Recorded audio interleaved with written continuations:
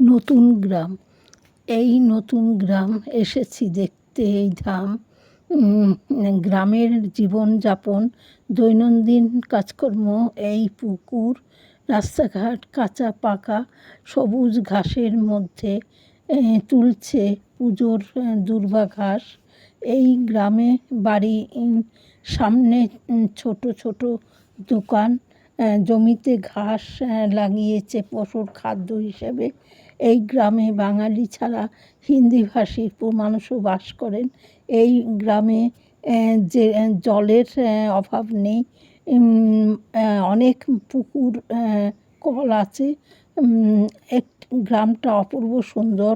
একটি ক্লাব আছে, এখানে ফুটবল খেলায় শ্রেষ্ঠতা পেয়েছে।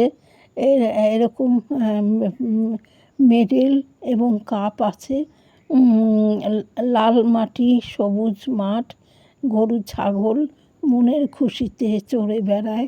এখানে কত ছাগল নিয়ে এখানে চড়া